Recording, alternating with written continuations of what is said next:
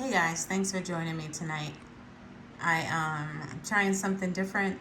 I was gonna record tonight and I've got these bags under my eyes and I look really bad. Really tired. This morning I took my dog out for a good walk, 2 hours, and then we went to the park for a long time.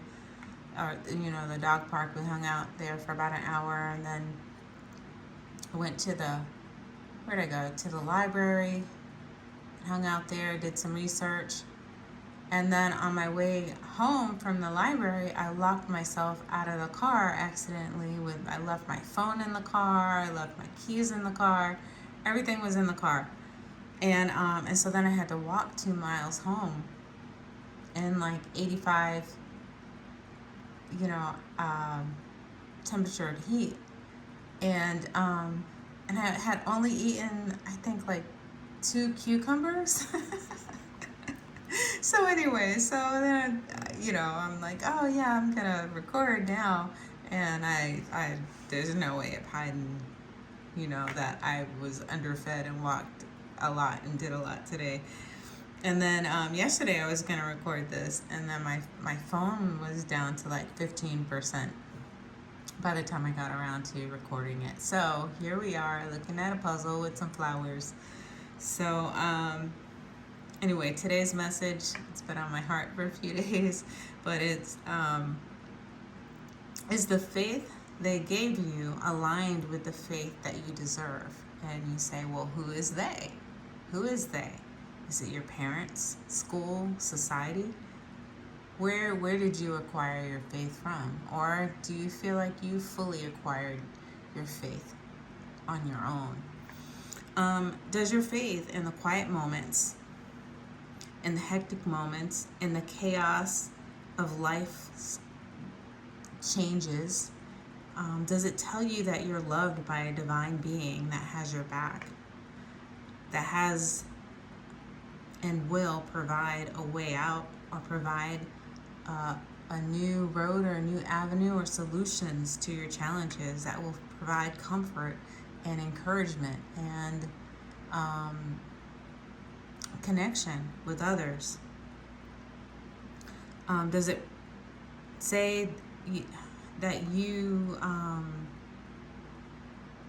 does it say to you to be confident because you will receive the skills and the resources to find a way through whatever it is that you're going through, that you're facing, that you're feeling? If you're here in America with me, our biggest brand of religion is Christianity. And it teaches many, especially if you were born poor or you're born brown, to wait, to be quiet, that you were born to suffer a little bit, that you were born to work hard, that you were born to earn a place that says you're worthy. You have to earn your worthiness. It's not given freely. That hell is here on earth, that you need to be forgiven because you were born with sin, that you were born with the core of you being broken, in a sense, that you need to be put back together because you are not good enough as you are. Too often it says that you take up too much space, that you're too loud or you're too quiet, that you're too bold, you're too insecure, you're too fat, you're too skinny, you talk too much. What is your faith tell you? What have you learned from your faith?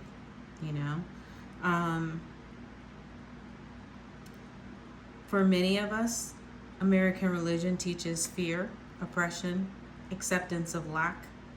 It teaches it's okay to suffer because someday, way in the future, God will come and deliver you. But this is not meant to be heaven for you. You're meant to follow by rules that you can never live up to. while it seems like others who choose not to believe in anything greater than themselves have no rules.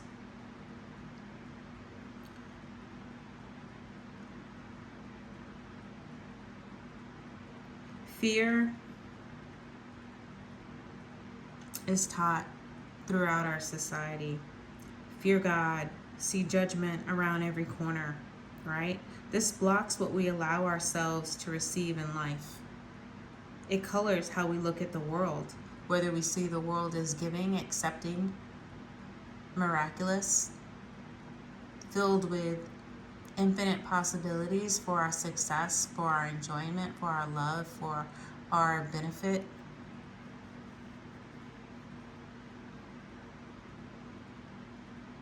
Are we looking out at the world across a beautiful valley or from a majestic mountaintop? Do we see the beauty? Or are we looking out from behind the bars of restriction, of lack, of fear, of competitiveness, of angst, of worry? At all the things and experiences that are not for us, at all the things that we allow ourselves to desire or that we don't allow ourselves to desire because we've been told that that's not for us, it's not for people like us, it's for other people. Because for you to get that, you need more. You need more talent, you need more education, you need more connections, you need more money, you need more beauty. You need more of whatever it is you can think of. You need more access, right? You need to know the right people. When we live in fear, we live in deference to others, not because we are being kind and giving, but because fear is pervasive, eroding and limiting. We may have been taught to let the more deserving get it first. Let them go first, and then you can get what's left over. And we see this clearly with our current trickle-down economic theory of capitalism, which only works for those at the very top, because they believe they deserve it all. They deserve everything. Of course they should get everything, and everyone else should share a little bit less, right? Because they're taught they don't have to follow the same rules. They're taught that God works on their behalf, and anything they desire, they get because they believe they are worthy. But we're taught that we probably aren't. Examine what beliefs hold you back from your blessings. Your beliefs that limit your perspective, so that you're not even aware of the 90% of the abundance and the blessings around you. The beliefs that block your view of the blessings. The beliefs that keep you afraid of the world. The beliefs that limit vulnerability and openness.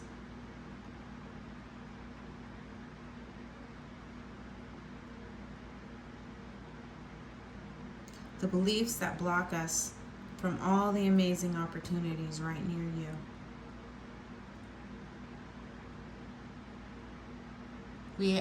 We have to look within, and we have to question ourselves, and we have to look and see if we're not exactly where we want to be in life.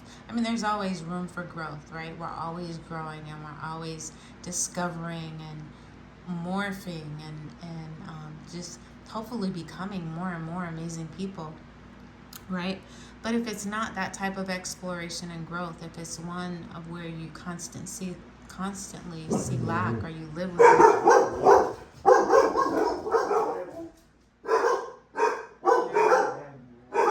All right, guys.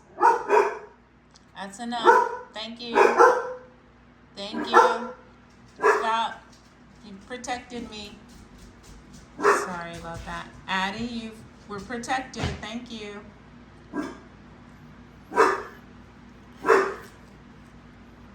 The thing is, we don't need to be perfect to enjoy life, to excel, to experience the amazing daily miracles we were born to experience. Because you were born perfectly you, perfectly deserving of the dreams that you desire, perfectly capable and equipped to accomplish whatever it is that you desire.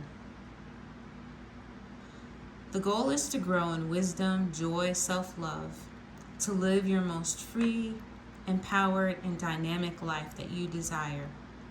There's enough space for you. There's enough wealth for you. There is the perfect neighborhood for you. You are enough.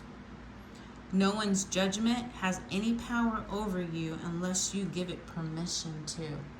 Let me say that again.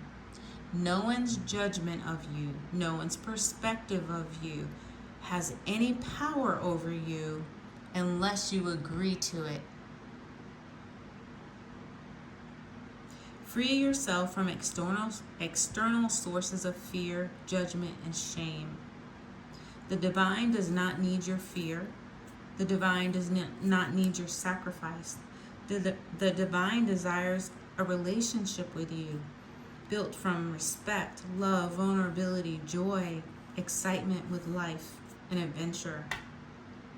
We are all here to expand freely, an awakening of ourselves, and to inspire others to freely expand themselves, to know, to feel, to express, to receive, and to give to ourselves and to others and to the planet. The planet shelters us, feeds us, expresses divine beauty for us to gaze upon, to experience, to live within. It gives us ponds and oceans to swim in and to refresh ourselves. Mother Gaia gives generously, and she is just a reflection of the divine and a reflection of how much the divine loves us. Know that you are loved.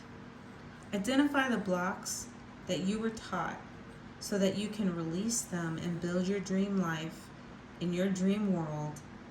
You deserve a faith that blesses you to thrive. And that is the message that the divine put on my heart, is that you deserve to thrive. You are beautiful, you are enough. And the divine wants you to know that. The divine wants you to live like that. The divine wants you to claim that. The divine wants you to look inside and see what is blocking you from believing that yourself.